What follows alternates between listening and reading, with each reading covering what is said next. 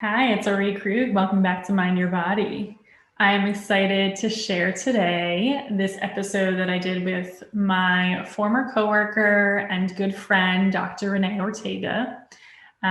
We worked together at a therapeutic preschool with children from 3 to 5 years old who were on the spectrum, as well as diagnosed with oppositional defiant disorder, ADHD, and a range of other diagnoses.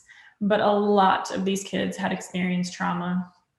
And so we get into conversation about how does dance therapy help them?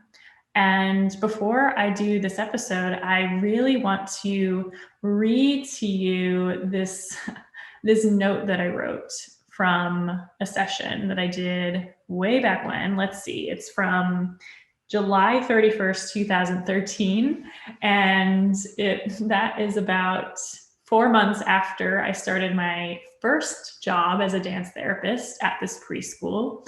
I go through my notes often, and I kind of delete the old stuff and decide what's worth keeping and what I can kind of, let go of. And I just can't seem to let go of this note because it was just such an amazing session with these children.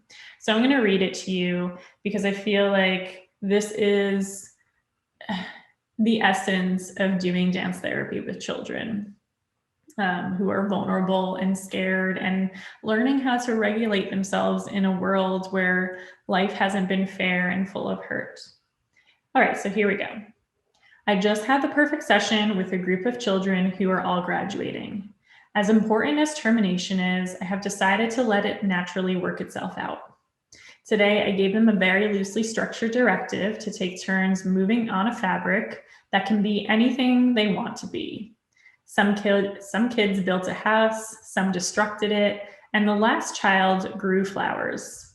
With my suggestion, this turned into all of us growing into trees as the teachers planted and watered the seeds on the kids.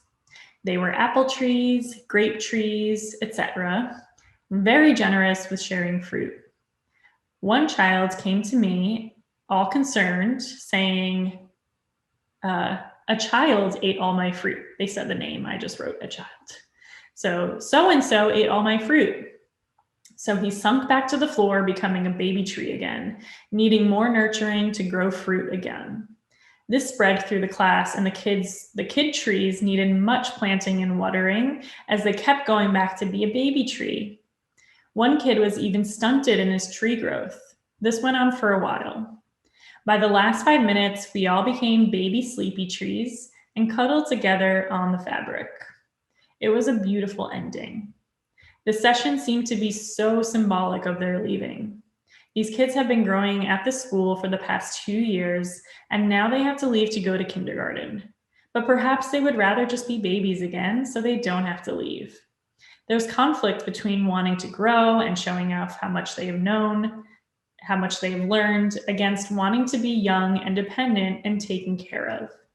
It's very healthy for these kids to play out these feelings and conflicts before they leave, and that is just what they were doing. I just got chills just remembering that session. So anyway, I don't know if that made sense because I had this amazing picture in my head of what it was like and how it all happened. And whether, if you're a dance therapist, you may very well have just a clear visual of this.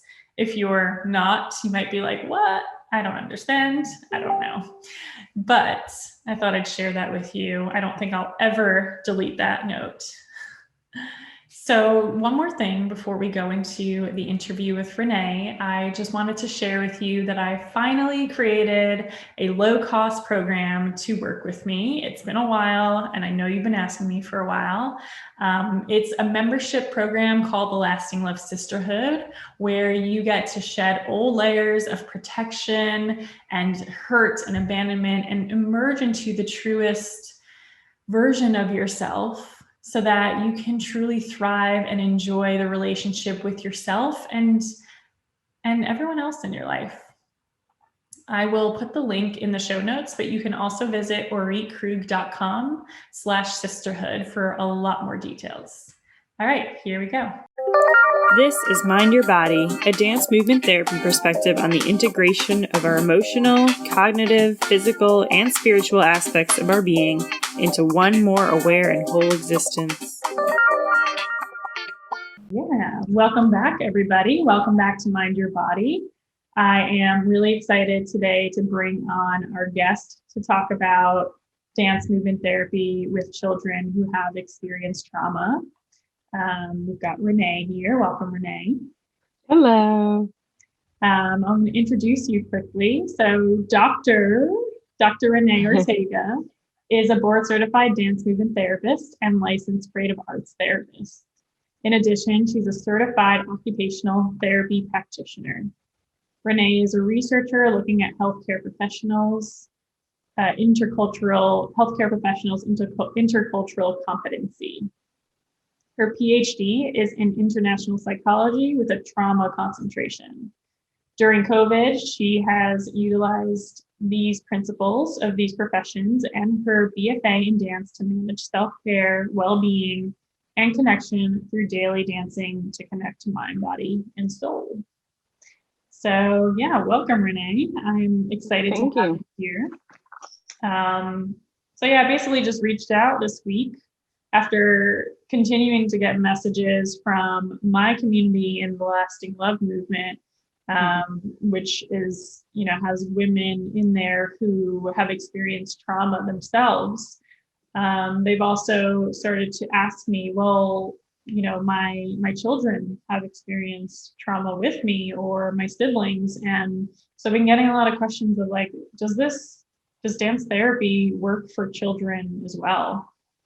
So I was like, all right, who am I going to reach out to? Oh yeah, Renee and I worked together for several years, working with children, ages 3 to 5 at the League preschool. Lots of children who were experiencing trauma, and you're still there.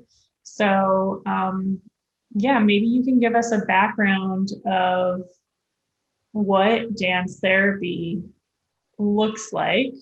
Well, what dance therapy looks like with these children who have experienced trauma. Like, what is happening for them, and then how do you work with them?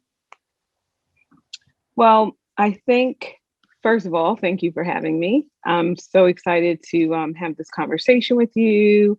And I love any opportunity to talk more and go deeper into dance movement therapy, working with children, all of those things. So I would say, for starters, dance movement therapy to me is even more powerful when you're working with a pediatric population or with children, because children don't have the verbal language, the sophisticated verbal language to express themselves. So I have found in my experience that they're so much more attuned, that they're so much more connected to communicating nonverbally, especially younger children who are under 10, because they're still so connected and so close to using movement as their primary way of getting their needs met, right? So how do we know that babies are hungry, or that they're sad, or that they're tired, or that they're irritable, or that they're sick, right? Through their nonverbal communication. So to me, we as adults actually foster and reinforce this connection or need to use verbal language. And if we don't do that, children would continue to use their nonverbal expression to have their needs met. So I think it is a unique opportunity to be able to connect with them in their primary language, which is nonverbal. And in my experience of working with children, I find that you get to see the variations of their relatedness, of their personalities in the movement experience. I think this is even more so true for children who don't have age level language or sophisticated verbal communication. Also for children who may have receptive understanding, so they can receive the information, they can receive the verbal information, but their expressive language may be limited.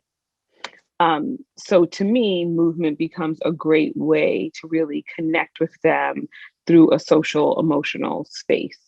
It is also a great way to assess or really see if they're demonstrating signs of trauma in terms Yeah, of can you how they're expand relating. on that? Like, how would you see that they're showing signs of trauma that they can't necessarily verbalize, but you can see it, and even they can feel it in their own bodies? So a perfect example, I would say, especially considering the population that I have primarily worked with across the 17 years of my career as a therapist working with children, has been primarily children with behavior issues, primarily children with trauma backgrounds. So when you're working with children that may be displaying aggressive behavior, so maybe they're hitting, they're kicking, they're punching, they're spitting, um, you know, the primary goal is safety, the safety of the child, the safety of yourself. So your first instinct may be to restrain that child or to restrict that child in terms of their movement or their expression for their safety and for the safety of anyone around them. You may move things in the space, whatever you need to do. However, in my experience for children who have different types of trauma, you may go to restrain them and they may get even more aggressive and they may get even more distressed. And in my experience, that has been a rapid indicator that this child has had some type of extreme trauma. And actually, our attempts to remind them that they're safe, right? Because what are some of the things that we do to kind of remind people that they're safe? We give them deep touch, we give them deep pressure, we try to connect with them so that they kind of see and understand, like, I'm here with you, I'm in this space with you, I'm in this moment with you. So many times in dance movement therapy, we try to mirror back movement, we try to mirror back expression. But with someone who has trauma, they may not be able to handle that level of reflection. They may not be able to stay or coexist in that space with you. And in my experience, those are usually children who have the most trauma. And so we have had to become more creative in how we address this aggressive behavior or this not safe behavior that they may be displaying. And so in those instances, we may have to make sure we remove everyone and everything out of the space, because being in relationship to them physically is more than that they can handle. Like they're an overload. Mm-hmm. So what does that look like in a dance therapy session specifically? Because I imagine you're talking about like the entire kind of container of the school setting that you're working in. Yes. Mm-hmm. What about the container of a dance therapy session?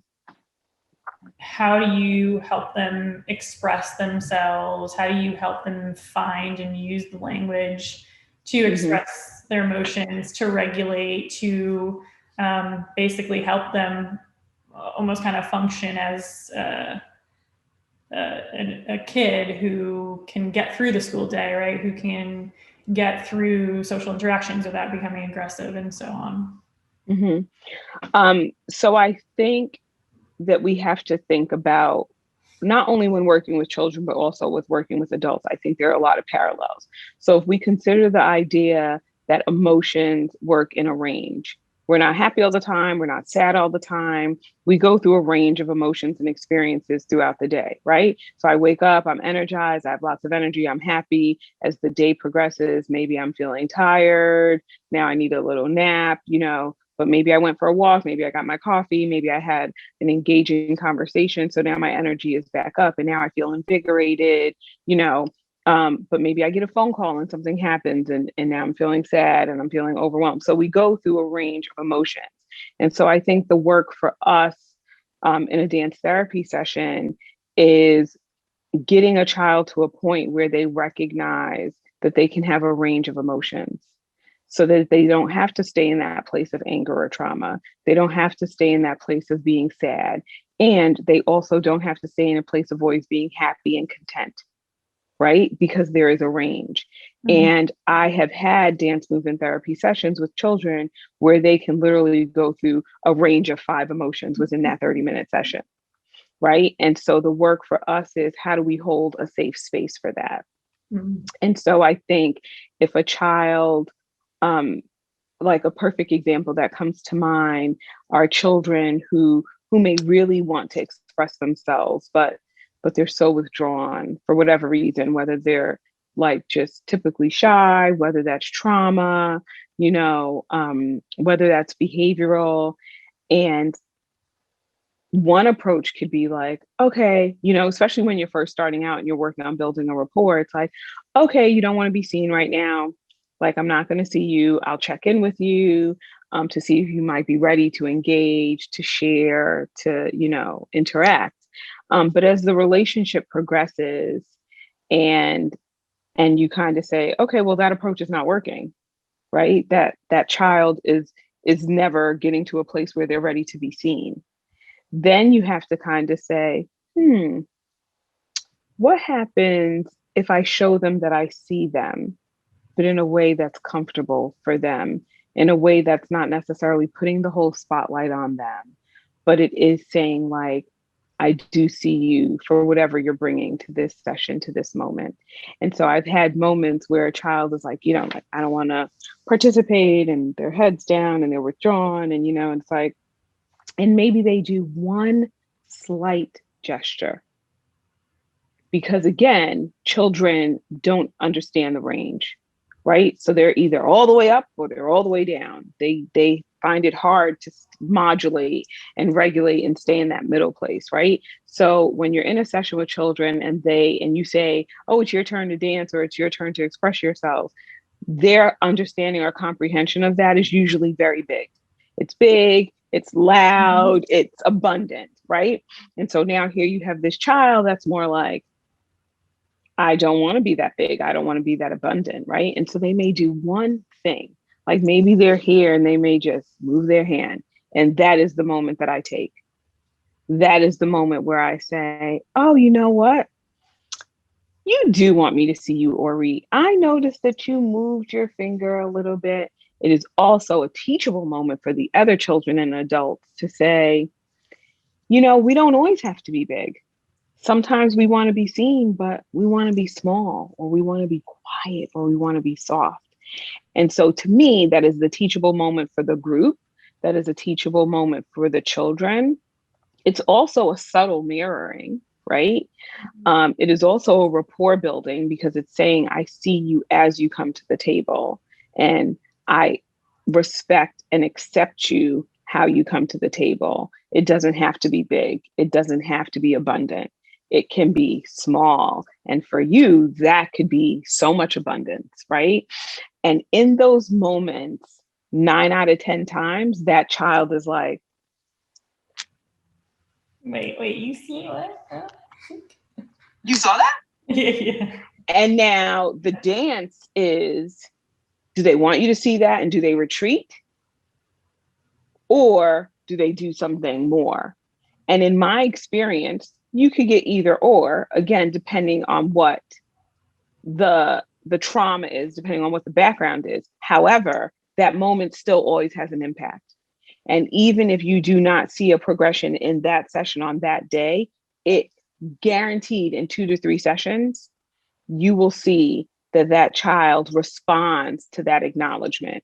Now, again, that response may not always be like a positive one, but then that next phase of that relationship is telling you something, because now they're saying, this person is willing to engage me in a conversation no matter where I'm at. Right. And it's right? like testing it out. Okay, like maybe it is 3 weeks later. It's like, do you still see me? Yeah, exactly. And then it's like, oh my gosh, you're moving your whole hand instead of just one finger. Yeah. I remembered. That's so cool. Yeah. Yeah. Mm-hmm. And so now they're saying, like, especially, I think you're in a school setting, right? Specifically, but not even in a school setting specifically, because you could be seeing a child in private practice. But the reality is, as children are getting older, the expectations for them to have a very structured day, to have a very structured experience, to present themselves in a certain way becomes more vivid. It becomes more valid, right? And so they may find themselves being reprimanded. They may find themselves being told, like, you need to sit still. You need to be this loud. You need to be this quiet. You know, like, there are adults directing how they need to express themselves. So the opportunity to express themselves and still be seen and still be validated and accepted for who they authentically are, even if this is who they authentically are, goes a long way in terms of demonstrating to them, you are safe here, no matter what you share. You are seen here, no matter how small or how big it is, you know? And so I think those are the building blocks to then expand on movement. And as you evolve that relationship and that child, comes out more, or that child may retreat and they may say, I'm telling you, I don't want to be seen, right? And it's like, that's okay. But again, it's a conversation. So what you may start to get from that child, if it's not more movement, may be the sign that's like just an acknowledgement that I'm not ready to be seen.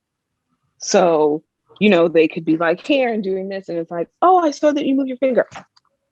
Yeah. Oh, I can see that you don't want to be seen today. It's okay. But, maybe join us next time. And so, because that's still language, that's still communication. And so I think in those moments, we still want to see them. We still want to acknowledge the fact that they're not ready to be seen in that way, because it's still saying and reinforcing safety. It's still reinforcing validation, right? And it's still reinforcing that whether you're angry, whether you're sad, I am going to take you and accept you as you are. Yep.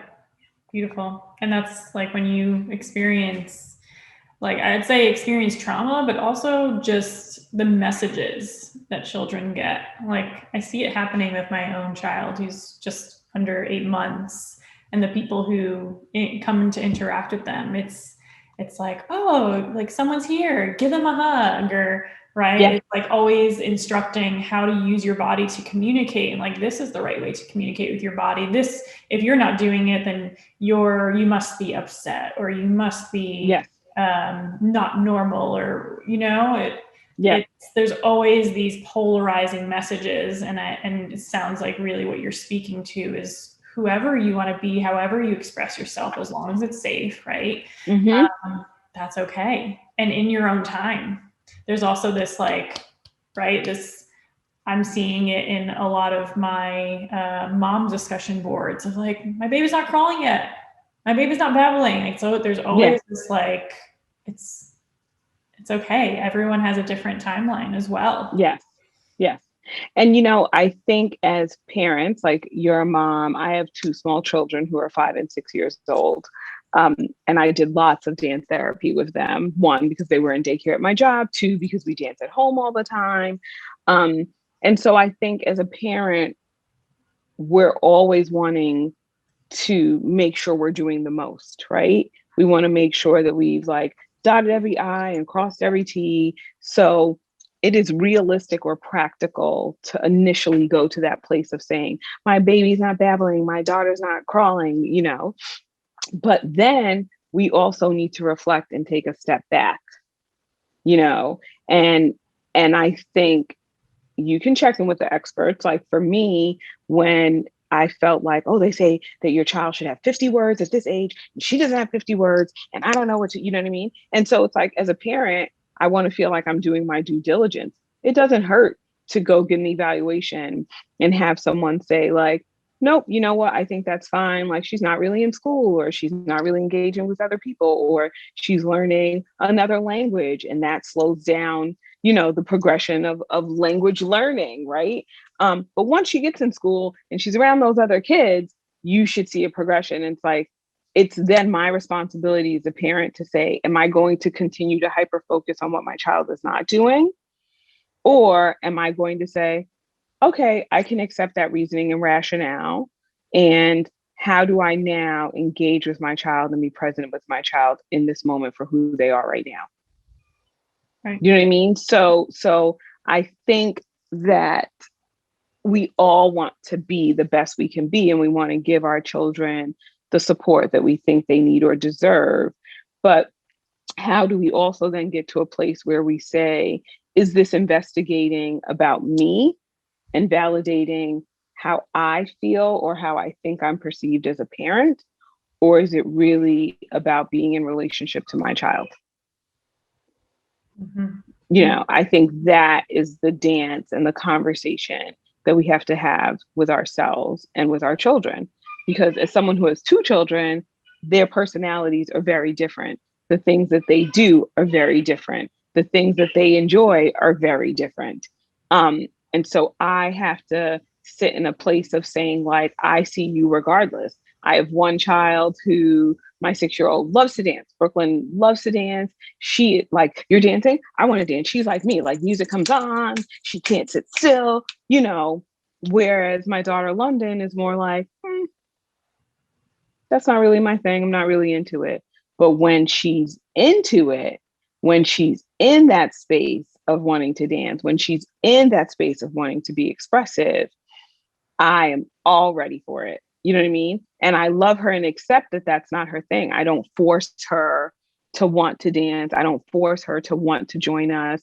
And if you've ever seen a video of us dancing, London is usually the one where it's like me and Brooklyn are dancing, and London is like, how can I be so close to the camera where you can only see my eye and be like super annoying? Because that's her thing. Right. You know, and I love her. I love it because that's her thing. And so I think we have to honor children for who they are and where they're at, and kind of say, you know, and someone posed this question recently that says, how can we sit in a place of letting our children really be free to explore and free of expression, right? Because it's almost like, oh yeah, sure, you can play with that, but all I'm really thinking about is how much work it's going to create for me for you to play with that, how present I need to be in that experience with you if I let you play with that or if I let you do that, right? And so I think it's the dance that we go through. And so now when you add trauma to that, or when you add the inserting of different relationships and different perspectives to that, then, you know, it gets a little bit more complicated. And I think that's when we have to take a step back. That was going to be my next perspective. That I remember being a huge struggle at the league, and even on to my next job at the psych hospital, where I continue to work with children, just more so on the older side, is there was always this struggle between my department as creative arts therapist and the, you know, the techs or whatever it's called in each person's place of work, that, oh, these are behaviors, they need to be rewarded and they need to be punished, versus like us as creative arts therapists of like, okay, like this is a behavior, this is a communication, how can we use it to either, you know, help them grow? Well, I mean, either way, the goal is to help them grow from it, right? Instead of shutting it down. So I just imagine there's a lot of questions about this of like, but how do you know, like, if they're having oppositional behaviors, how do you find that balance between not shutting them down, but helping them learn and grow and again, continuing to modulate through that? Yeah, I think that's a fine dance, because I think we are all human beings and we bring our own biases and our own traumas to the table and to the experience. And I do believe, especially with children who present more aggressive behaviors, that sometimes that's also trauma or conditioning, because in their experience, if they do those things, people leave them. And so they're also sometimes testing the waters to say, if I do this, will you still be here? Because it's part of their safety test. It's part of their trust test to say, how much does this person really love me? How much is this person really invested in me? And how much is this person really interested in creating a safe space for me? And I think the place where people get confused, I think the place where professionals get confused, I think the place where parents can get confused is to misunderstand or misinterpret, I'm here for you no matter how you show up, as not having boundaries. It's important to still have boundaries within the relationship.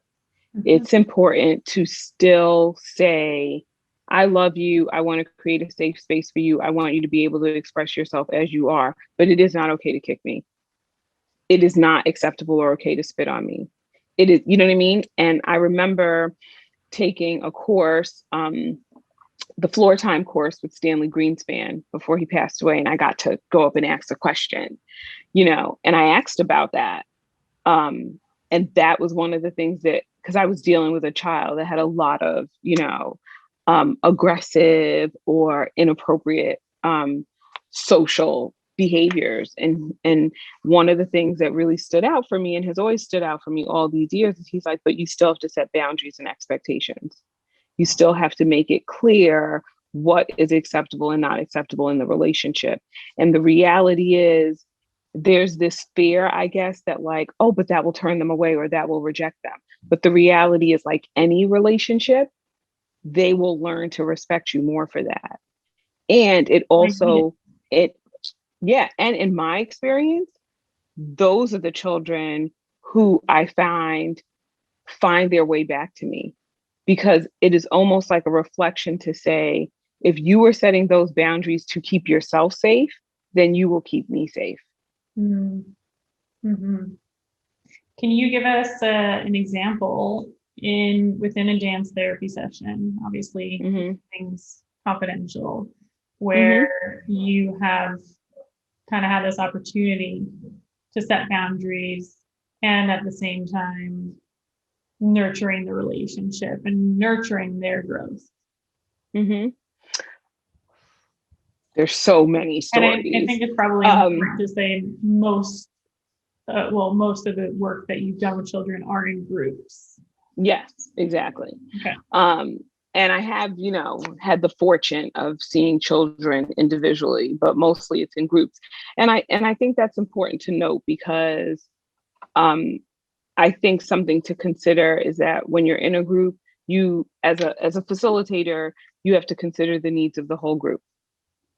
So there are times where you cannot just meet the needs of one child. You know what I mean? You have to consider how your response to that one child is going to impact the whole group. And it also means that safety is even more of a priority, because things that I'm willing to explore or consider in a one-to-one individual session, I can't necessarily explore or consider in a group session. So I think that's important to note.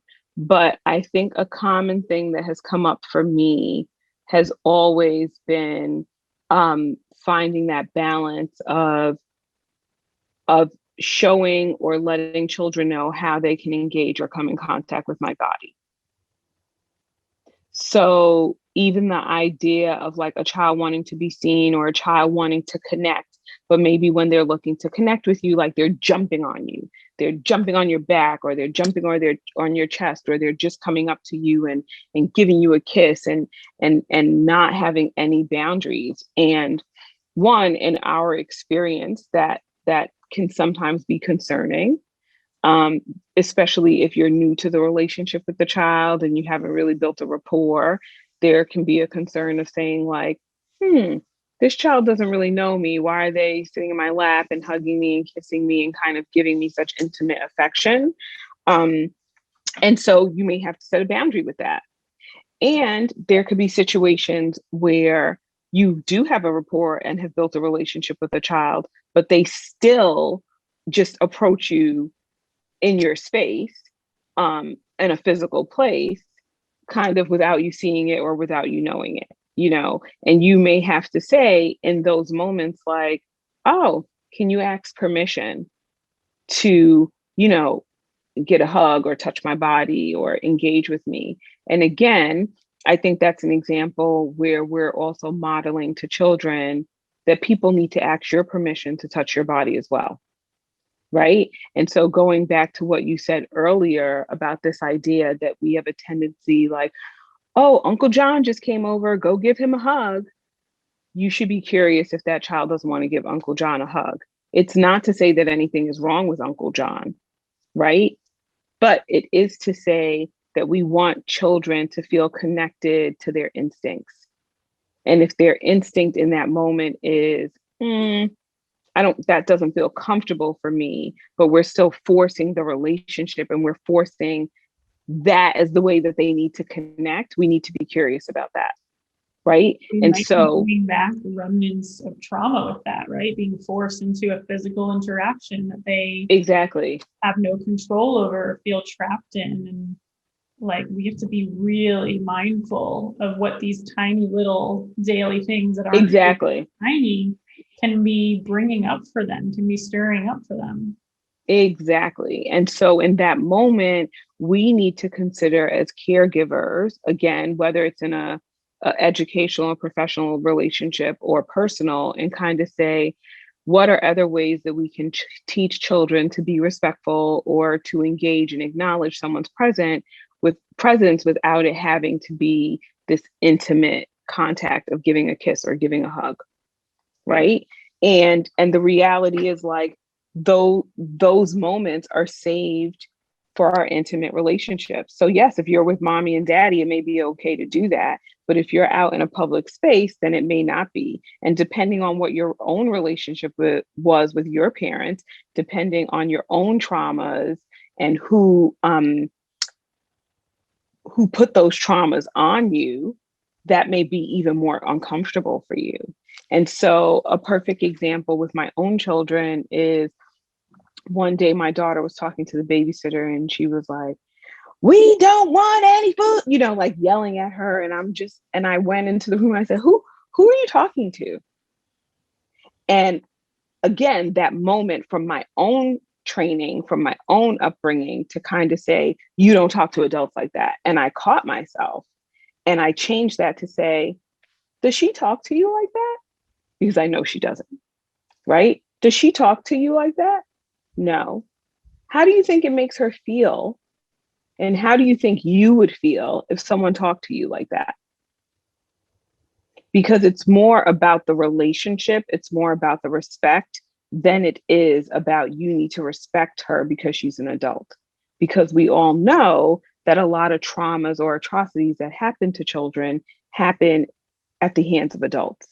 Mm-hmm. And so we have to retrain our brains and retrain our words to not teach people to respect someone just because they're an adult, but to respect people because they actually give you respect. And I also think that becomes the place where predators can then use that language against you to put you in a place of fear of not speaking up for yourself, right? Oh, well, I'm an adult, so you need to respect me.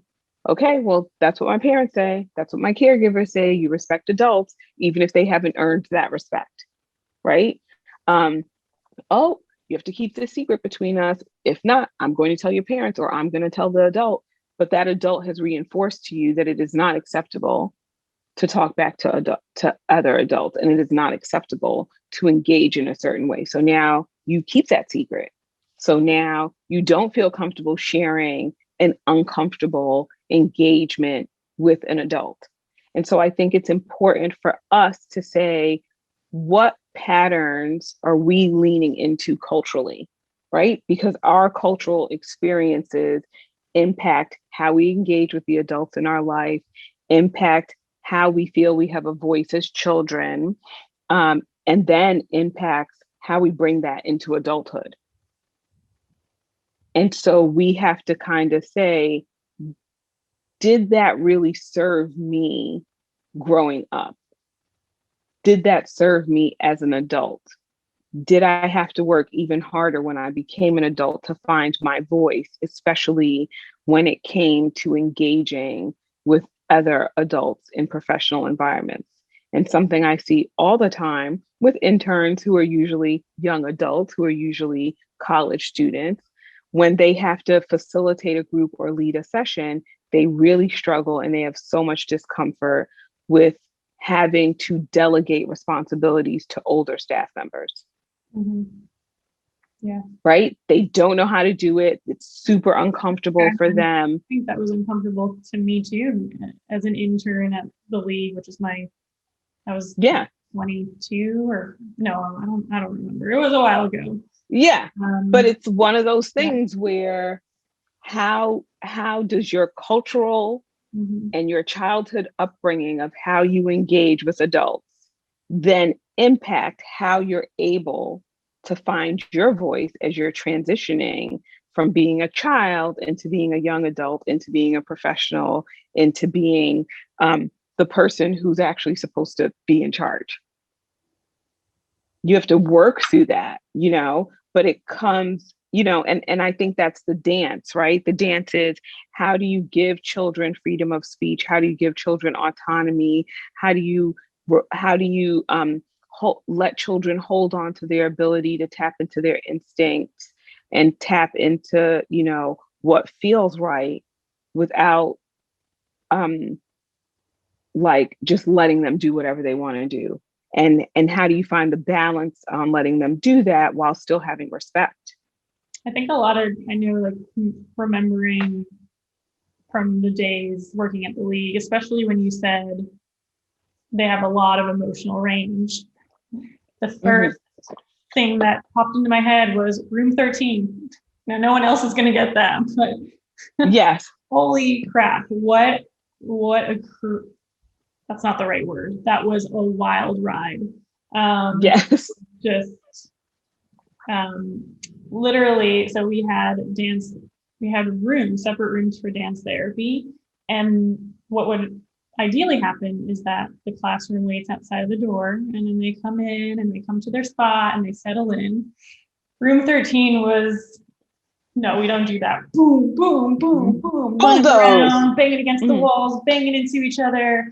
It was so challenging. And I think there's a lot of children who experience trauma who don't even, like, they're so disconnected, and this happens with adults too. They're so disconnected with what their real instincts are. They don't actually know how to regulate, how to modulate. And there's a lot of like, hey, slow down. Hey, stop that. Hey, and literally they don't have the ability to do that. Like, this is how trauma acts out, or acts through them, is this hyperactivity, is this difficulty in concentration, is just not being able to do what's, usually expected of children to do, is like, all right, calm down, quiet down. It's no matter, it took a lot of work to help them to just not be so almost like, I don't know, legs. There's like all legs in a room running around. And so I think a lot of the time we try to tell people, like, tell these kids to stop, or stop acting out, or sit down. And it's like their energy is like this, and then we want them to be like that.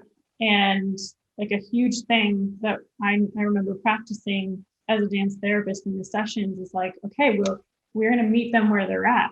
They're coming in hot, they're coming in fast. Yeah. And it's not going to work to just tell them to sit down. That's never going to work. Trust me, I tried. I'm sure you tried.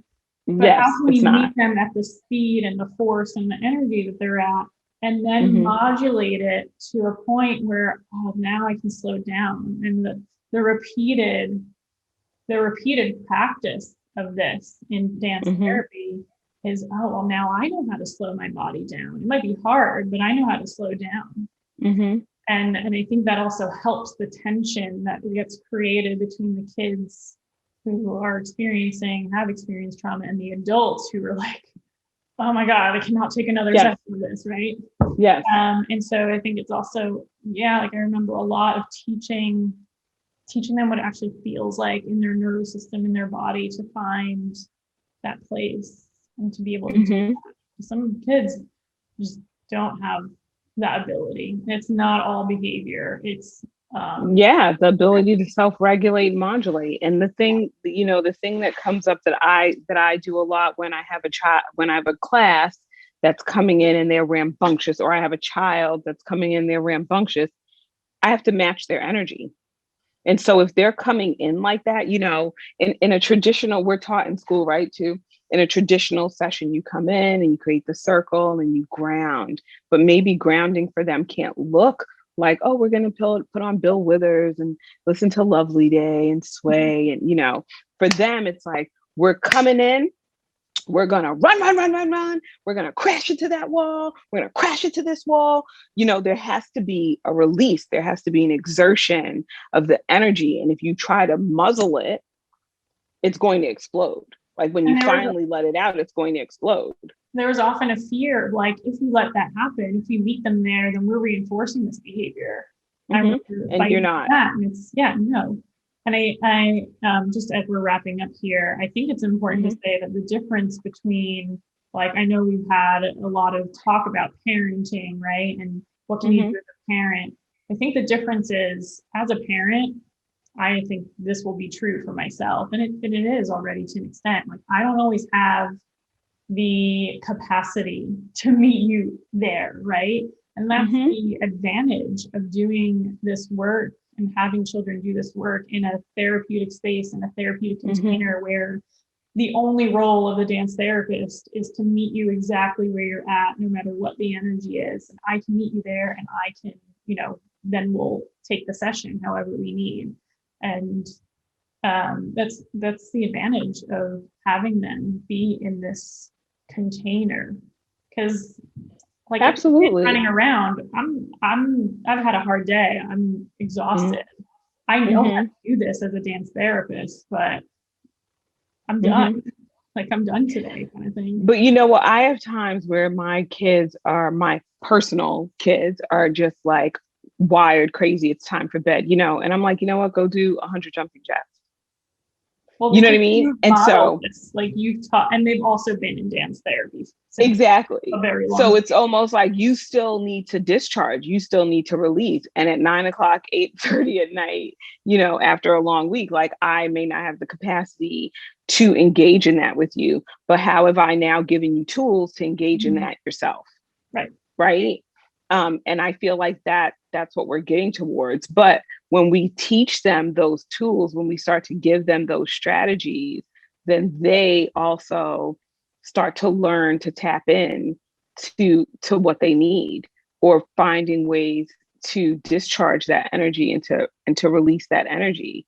But we have to show them that there's a place in between, And I also think it's important, as we're closing, just to add that if we don't leave space for those discharges, if we don't leave space for that energy, then we're also saying there's no space for you to have emotions that match that energy. And what emotions usually match that energy? Anger, frustration, sorrow. You know what I mean? Like, if we're saying there's only room here for you to be happy, there's only room here for you to be calm and content, that's not life, right? That's not any phase of life. Life goes through so many ranges of emotions. And so to me, this is pre-adult skills. This is foundational skills to say, when you're angry at your boss, when you're frustrated or angry with your partner, how are you lashing out? Or do we teach that we can have a range of emotions, and anger is a valid emotion, but we have to learn how to discharge that anger and how to express that anger in a way that is not going to land us in jail, but also not going to land us harming the people that we love or compromising the relationships that we value as we process the various emotions that we have. And so we have to teach children early that it's okay to be angry. It's not okay to kick me. It's not okay to punch me. It's not okay to spit on me or bite me, but it's okay to be angry. But once we tell them that, we also have to display to them a way to discharge that anger. in a way that's safe. Well said. Thank you. I feel like we could talk about this for a lot longer. Maybe We could. Maybe we'll have a part 2. Yes, that'd be awesome. Super important. And I just want to say thank you so much for sharing your wisdom, your experiences. And I do see there are questions on Facebook, but I'll just tag you in them just to keep this a little bit on the shorter side. So if you want to, you can respond or reply. Yes, I'm happy to. I may do the same too. We'll just have more conversations about this. And where's a good place to reach you if people want to follow up? People can follow me on Facebook or Instagram at Move with Renee, Renee. Okay, I'm writing that. Yeah. Cool. All one word. Yes. Great. Well, thanks so much, Renee. As always, love talking to you. And yeah. Yes, okay, have a great day. Thanks for having me. Okay. Bye. Okay, bye. Bye.